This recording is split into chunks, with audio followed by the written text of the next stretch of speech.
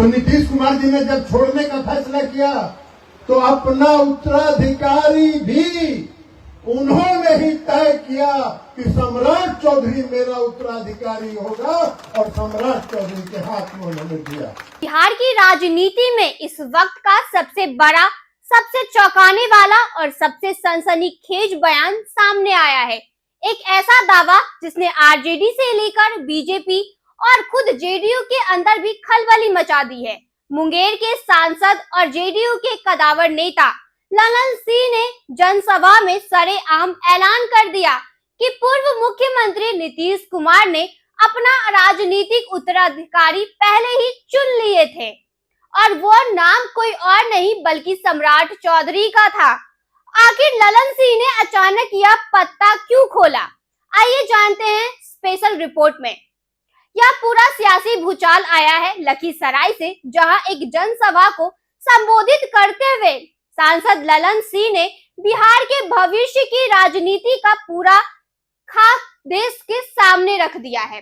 ललन सिंह ने बिना किसी लाग लपेट के कहा कि जब नीतीश कुमार ने राज्यसभा जाने का फैसला किया था तभी उन्होंने पर्दे के पीछे अपनी अगली राजनीतिक चाल और अपना उत्तराधिकारी तय कर लिया था।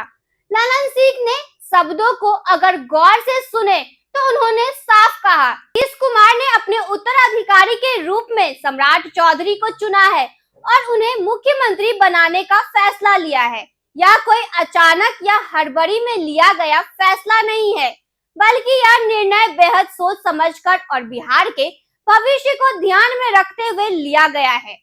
तो नीतीश कुमार जी ने जब छोड़ने का फैसला किया तो अपना उत्तराधिकारी भी उन्होंने ही तय किया कि सम्राट चौधरी मेरा उत्तराधिकारी होगा और सम्राट चौधरी के हाथ में उन्होंने दिया। और सम्राट चौधरी जी ने भी संकल्प लिया है कि नीतीश कुमार जी ने जो रास्ता दिखाया है उसी रास्ते पर आगे चढ़ के हम विकसित बिहार बनाने का काम करेंगे। तो ये परिवर्तन ललन सिंह के इस बयान के बाद अब बिहार की सियासी गलियारों में कई तरह के सवाल तैरने लगे हैं। सबसे बड़ा सवाल यह है कि आखिर सम्राट चौधरी ही क्यों? जेडीयू के अंदर कई सीनियर नेता थे, खुद ललन सिंह थे, लेकिन नीतीश कुमार ने बीजेपी के चेहरे सम्राट चौधरी को अपना उत्तराधिकारी क्यों घोषित किया?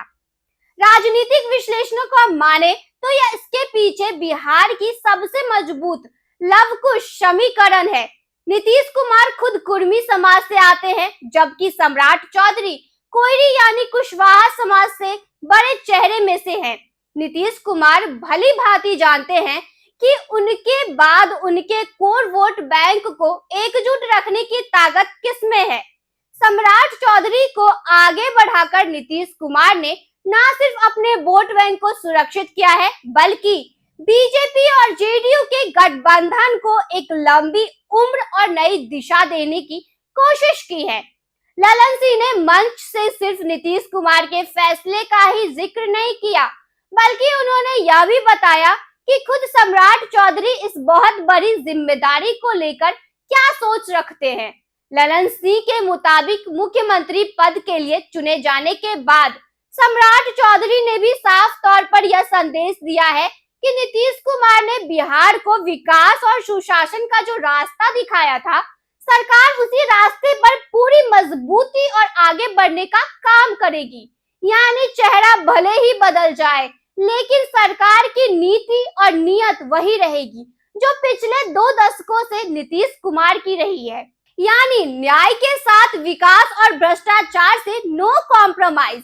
ललन सिंह का यह बयान ऐसे समय आया है जब विपक्ष खासकर तेजस्वी यादव लगातार एनडीए सरकार पर हमलावर है। अभी हाल ही में तेजस्वी ने सरकार को क्रिमिनल्स का सरकार और बिना विजन की सरकार बताकर घेरा था, लेकिन ललन सिंह ने सम्राट चौधरी के नाम का यह बड़ा कार्ड खेलकर विपक्ष के सारे नैरेटिव को ध्वस्त करने की कोशिश की है। एनडीए ने यह संदेश दे दिया है कि उनके खेमे में जो कंफ्यूजन नहीं है, बल्कि बिहार की अगली लीडरशिप पूरी तरह से सेट हो चुकी है। हालांकि राजनीति पंडित यह भी कह रहे हैं कि इस बयान के बाद जेडीयू और बीजेपी के अंदरूनी खोमे में भी नए समीकरण बन चुके हैं। जेडीयू के वो नेता जो खुद को नीतीश का स्वाभाविक वारिस मानते थे, उनकी प्रतिक्रिया क्या होगी और क्या बीजेपी अब बिहार में पूरी तरह से बड़े भाई की भूमिका में आ चुकी है? ललन सिंह के इस बयान ने बिहार की राजनीति की दिशा और दशा दोनों को पूरी तरह से एक नया मोड़ दे दिया है। आपको क्या लगता है, क्या सम्राट चौधरी नीतीश कुमार के सुशासन के दावों को आगे बढ़ा पाएंगे? अपनी राय कमेंट बॉक्स में जरूर बताएं।